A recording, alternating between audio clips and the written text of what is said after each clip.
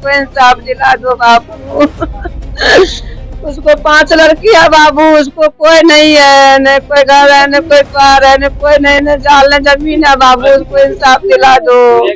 और उनने मेरे दोस्त का जान ले लिया। अमीर घर से था सर, हम गरीब है, इस वजह से गरीब लोग को कभी भी वो नहीं मिलता है। कि एक्सीडेंट के बाद जो स्कूटी की हालत थी, आप देख सकते हैं किस तरीके से, किस कदर ये स्कूटी जो खराब हो चुकी है। आप देख सकते कितना डैमेज हो चुका है साइड से स्कूटी। नमस्कार, आप देख रहे हैं द्वारका न्यूज और मैं हूं पीयूष। देखिए, इस वक्त मैं मौजूद हूं द्वारका सेक्टर 19 के भगत सिंह कॉलोनी के राधा कृष्ण मंदिर के ठीक पास में। और यहाँ पर करीब सोमवार को करीबन दोपहर 12:30 बजे एक कार ड्राइवर आता है और यह स्कूटी पर सवार 2 व्यक्तियों को कुचल देता है, जिसमें से एक की मौत हो जाती है और एक घायल हो जाता है। देखिए, इस वक्त मैं उसी जगह पे मौजूद हूँ जहां पर ये पूरा हादसा हुआ। मैं आपको दिखाना चाहूंगा कि ये वही जगह है जहां पर यह हादसा हुआ। ठीक उधर से ही गाड़ी आई थी और यहाँ पर स्कूटी वालों को सवार उनको यहाँ पर रौंद दिया और स्कूटी की भी हालत बहुत ही खराब हो चुकी थी। जैसे कि आप देख सकते हैं, खून की छींटें आपको लगातार दिख रही होंगी। मैं आपको आगे भी दिखाना चाहूंगा कि जो खून की छींटें हैं वो लगातार बनी हुई है कि किस कदर ये जो एक्सीडेंट था, ये दुर्घटना हुई, इस ये आपको दिख सकती है। देखिए, इसी से रिलेटेड मैं यहाँ पर मौजूद हूँ। जो स्कूटी पर सवार जो दूसरा आदमी था, जो घायल हो गया था, वो इस वक्त हमारे साथ मौजूद है। आइए उससे जुड़ते हैं और बात करते हैं कि आखिर क्या पूरा मामला था। हम दूध लेने जा रहे थे, वहाँ पे सामने दुकान है, हम दूध लेने जा रहे थे। भाई के घर मिलने आया था, वो मेरे को भी लेके आया था, मैं भी उसके साथ आया था, चाबी उसी में गाड़ी में था। तो उनने बोला दूध लेके आ, मतलब एक हमारे साथ एक और भाई था, तो वो वहीं रुक गया था। हम दोनों आए, हमारा गाड़ी यहीं पे था और वो बंदे ड्रिंक कर रहे थे सारे। अब ये नहीं देखा मैंने, क्योंकि 10 मिनट मेरे को खुद होश नहीं आया और मैं इस साइड गिरा और वो इस साइड गिरा। मैंने उसको कहाँ लगा कहाँ नहीं लगा वो नहीं देखा, क्योंकि 10 से 15 मिनट मेरे को होश नहीं था और हमारा गाड़ी का स्पीड 10 से 15 था। हम उतनी स्पीड में थे, वो पूरे धुआं उड़ाते हुए आए और वो ऑन द स्पॉट मार दिया हमारे में। और उन्हें हमें हमें वो भी नहीं उठाया, भी नहीं उस लड़के को, ना मेरे को उठाया। मैं कैसे भी करके, मेरे पैर में भी लगी थी, मैं निगड़ाती हुए उसके पास आया। मैं अंगोछा बांध रखा था, मैं अंगोछा उसके सर पे लगा के जिससे उसको थोड़ा वो रहे। और उसके बाद उसके भाई के पास गया मैं, कि उसके भाई को मैंने बोला कि जल्दी चलो एक्सीडेंट हो गया था। वहाँ रिक्शा खड़ा था, उसको उठाया, उसको डायरेक्ट लेके भागे। तब बंदा गाड़ी मोड़ के यहाँ पे आया। एक अंकल ने बहुत ने रोकने की कोशिश किया, बंदे ने रॉन्ग साइड स्पीड देके रॉन्ग साइड ही काल दिया और उन अंकल के बेचारे के पैर में भी लगा होगा या नहीं लगा हुआ ये नहीं देखा। तब से बोल रहे लगा है, क्योंकि मेरे को 10 से 20 मिनट होश नहीं था मेरे को खुद ही, और उनने मेरे दोस्त का जान ले लिया। पुलिस ने क्या किया क्या नहीं किया पता नहीं। पुलिस तो मेरे ख्याल से उन्हीं का सपोर्ट दे रहे हैं, क्योंकि उसका बाप पता नहीं अमीर घर से था सर, हम गरीब है, इस वजह से गरीब लोग को कभी भी वो नहीं मिलता है। गाड़ी वाले की लगभग 18 से प्लस ही तो थी, 18 से प्लस। हाँ, गाड़ी में मैंने तो एक ही बंदे को देखा था पहले, कल से और फिर मेरे को भी होश नहीं था। मैंने उनका शक्ल नहीं देख पाया, अगर शक्ल देखता तो मैं पहचान लेता, शक्ल मैं नहीं देख पाया। देखिए, जैसा कि अभी आपने सुना कि जो स्कूटी पर सवार एक और आदमी था, उसने बताया कि आखिर क्या हालत थी, क्या पूरा मामला था। देखिए, इसी को लेकर आइए चलते हैं उनके परिवार के सदस्यों के पास, उनसे माता पिता से बात करते हैं कि आखिर उनकी क्या हालत है और उनकी क्या मांग है, आखिर उनका क्या स्थिति है। आइए चलते हैं और जानते हैं। तो ये सोमवार को हुआ था। ये सर एक्चुअली यहाँ पे बर्थडे आता था, यहाँ पे हमारे साथ मौसी का लड़का है मेरा, जो भी है सर। आगे यहाँ से 10 कदम पे वो दुकान है। तो भैया बोला भैया मेरे को चाय पीना है, मैं दूध लेके आ रहा हूँ। तो वो दूध लाने के लिए गया, उसी टाइम ये गाड़ी वाला आया था। इतना स्पीड में था, नशे में था पूरा। उनके पड़ोसी हमारे बगल में जो थे, उन लोगों ने भी देखा उसको कि उनके हाथ में कैन थे दारू का, अल्कोहल जो होते हैं ना दारू का, वो कैन थे। और ये बात हमें साबित करना है, अभी तक हमें इसका रिपोर्ट नहीं आया सर कि अगला बंदा ने नशे कर रखा है, इसका कोई रिपोर्ट नहीं है। अभी हमें ये नहीं बोला गया कि ये बंदा यहीं का है, हमें इतना बोला गया है कि ये समता का है।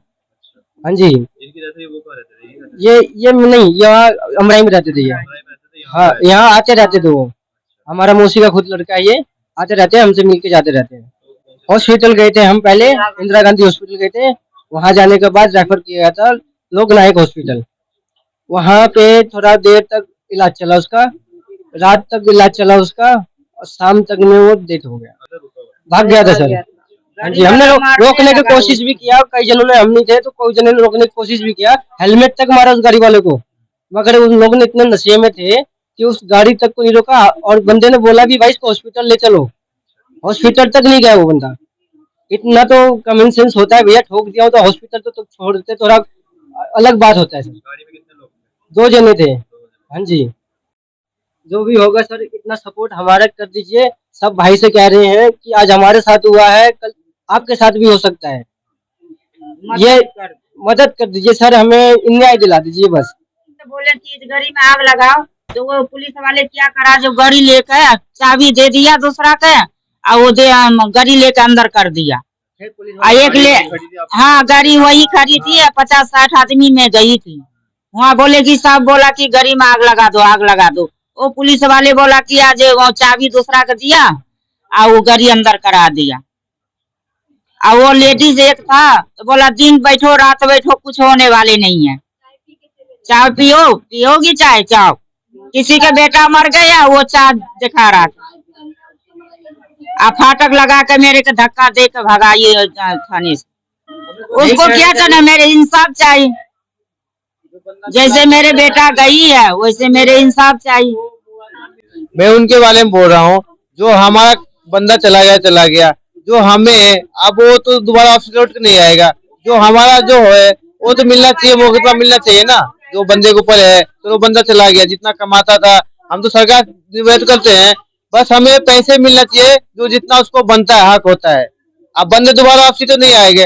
हम तो सरकार से यही वो उम्मीद करेंगे जो हमें इंसाफ अच्छे से मिले, अन्याय हमें अच्छे से मिले। हमें एक दिन के बाद पता चला, क्या पता चला? एक दिन के बाद पता चला है जो तुम्हारा लड़का को एक्सीडेंट हो गया है। तब हम वहाँ साइकिल की दुकान पे हवा भरने गए साइकिल में, तो साइकिल पे गाड़ी वाला बताया कि तुम्हारे बच्चे को यहाँ ठोक दिया है। फिर वो दिन तो आए 2-2:30 बजे, इन लोग का 12 बजे कांड हुआ है। हम 2:30-3 बजे हम लोग को पता लगा, तब तक में लोग 2-3 हॉस्पिटल घूम आया। तब खोजने हम कहाँ जाएंगे, हम नहीं गए, यही लोग आए, सब हॉस्पिटल गया, सब काम किया। सरकार जो करेगा वही करेगा ना, हम क्या करें। कोई इंसाफ दिला दो बाबू। उसको 5 लड़कियां बाबू, उसको कोई नहीं है, न कोई घर है, न कोई द्वार है, न कोई नहीं, न जाल न जमीन है बाबू। उसको इंसाफ दिला दो। 4 छोटे छोटे सब बच्चे हैं, कैसे शादी ब्याह करेगा? वही कमाने वाला था, वही कमा रहा था सर। उसको कोई नहीं है बाबू, इंसाफ दिला दो, उसको इंसाफ दिला दो। कोई नहीं है बाबू, दूध लेने गया था, उसको कुछ नहीं हुआ था। 10 कदम पर मार दिया उसको, मार के उसको हॉस्पिटल भी नहीं उठा कर ले गया, ऐसे भाग गया, चल गया बाबू को छोड़ के। बाबू कहाँ चल गया? बाबू उड़ गया, चल गया, बाबू नहीं है। बाबू चला गया, सबको छोड़ के बाबू चल गया। उसको माँ बाप को क्या होगा, पागल को क्या होगा, दोनों को। चल गया छोड़ के बाबू दुनिया से। बाबू के रोकने को उसको कोशिश किया, वो हेलमेट लेकर उसको मार रहा था, तभी वो नहीं रुका, तभी वो सब कैसे कर को छोड़ के भाग गया। वो नहीं गया लेको बाबू को, वैसे छोड़ दिया मेरे बाबू को। जैसे हम मतलब यहाँ पे से खाना खा रहे थे, वो गए तो वो देखे उसको लेटा हुआ, तब मतलब इधर से रास्ता नहीं मिल रहा था ना उसको, तो फिर इसी में आए, तो मैंने ऐसे से हाथ से इशारा से रुकाया, वो मतलब रुका, तो मैंने बोला भैया थोड़ा इसको लेकर चलिए ना, तो वो हाँ बोले भैया रुकिए ना, तो वो मतलब वो जब स्पीड में चलने लगा तो 2-3 आदमी मतलब मुक्का भी मारे गाड़ी पे, तो गाड़ी कुछ बोला ही, मतलब वो चलते रह गए। एक बूढ़े आदमी थे, उसको थोड़ी देर तक रगड़ दिए, और वो लगातार ड्रिंक कर रखे हैं नशे। हाँ वही 20-22 लग रहे थे, एक ही लोग थे। हाँ नहीं रुका ही नहीं, वो भी गलत दिशा से भागे हैं। पुलिस वाले तो कुछ भी नहीं कही, वो बोला कि उसका पापा आया गाड़ी जमा कर दिया, तो मैंने बोला अंकल अगर उसका पापा आया है तो उसको पापा से पूछना चाहिए ना कि आप अपना बेटा को भेजो, मैं ड्रिंक का कुछ भी जांच कराऊंगी। वो बोला अभी तक आया ही नहीं। तो फिर मैं गई पुलिस स्टेशन में, तो गाड़ी लगा था। मैंने यहाँ पे पूछा 12 बजे के आसपास पूछा कि अंकल गाड़ी मिला कि नहीं मिला? बोला बेटा अभी तक नहीं मिला। मैंने बोला अंकल आपको मैं गाड़ी नंबर भी दिया, आप लोकेशन तय कीजिए ना। बोला कि नहीं बेटा अभी तक नहीं मिला। मैं फिर गई वहाँ पे, तो वहाँ पे गाड़ी खड़ा था। रिश्तेदार है मेरा, एक्सीडेंट तो किया और वो तो भाग गया। गाड़ी फिर पकड़ा, उसके बाद कल होके बताया भी नहीं गाड़ी पकड़ा है। गाड़ी देखे थाना में लगा है, बताया, बोला उसका पापा लेकर आया है, बंदे कोई नहीं देखा। थाना पे कल हम लोग थाना पे कल गए, रास्ता डीसीपी पे जाम किए, फिर सेक्टर 23 थाना गए, वहाँ भी कोई कार्रवाई नहीं हुआ अभी तक। मेरे तो वकील का गाड़ी है, तो पुलिस वाला कह रहा था कुछ नहीं हो पाएगा यहाँ से। देखिए, जैसा कि अभी आपने देखा, जब हमने उनके परिवार वालों से बात की, अजीत के परिवार वालों से बात की, तो उनका कहना था कि जो कार ड्राइवर था वो बिल्कुल ही नशे की हालत में था, और जो इधर से जो अजीत और एक और लोग थे वो स्कूटी पर सवार थे। जैसे कि मैं आपको दिखाऊंगा कि एक्सीडेंट के बाद जो स्कूटी की हालत थी, आप देख सकते हैं किस तरीके से, किस कदर ये स्कूटी जो खराब हो चुकी है। आप देख सकते हैं कितना डैमेज हो चुका है साइड से स्कूटी, और अब आगे देख सकते हैं कि आगे का हुलिया भी पूरा ही खराब हो चुका है। इस हुलिये से आप अंदाजा लगा सकते हैं कि जो एक्सीडेंट, जो दुर्घटना थी, वो कितनी ही भयानक रही होगी। जैसे कि इस परिवार के लोगों का कहना है कि जब एक्सीडेंट हुआ, तो एक्सीडेंट के बाद भी वो आदमी वहां पर नहीं रुका।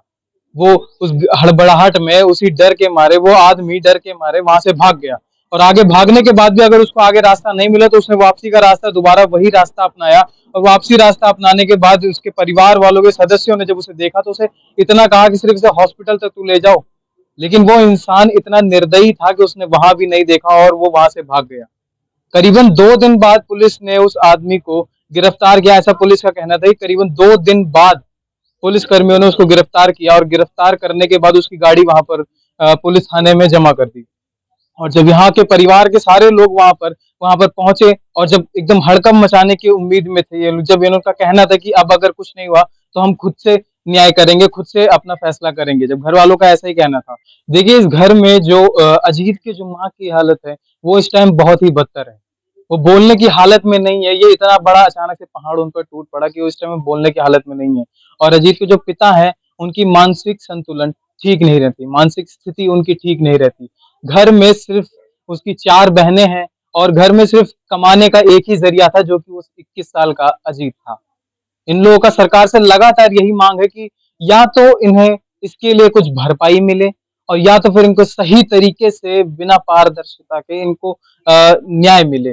बहरहाल, आपने पूरी खबर देखी। खबर देखने के बाद आपकी जो भी राय हो कमेंट सेक्शन में जरूर साझा करें। आप देख रहे हैं NN24 न्यूज, मैं पीयूष, दिल्ली से।